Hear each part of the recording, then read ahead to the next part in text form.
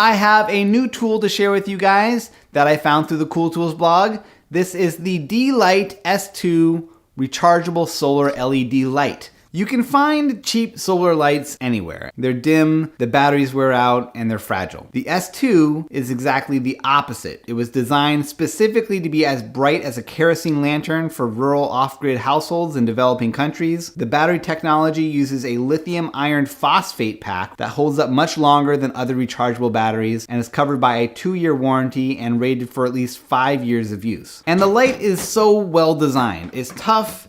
It's great for camping, it resists water, dust, and bugs. The metal stand works as a hanger. There's a barrel jack that lets you charge the battery over USB in a pinch. The power button glows in the dark. It is a rock-solid, versatile light, and it came recommended by maker Kent Barnes. There's a link to Kent's review in the video description, and you can see thousands of reader-recommended tools at cool-tools.org.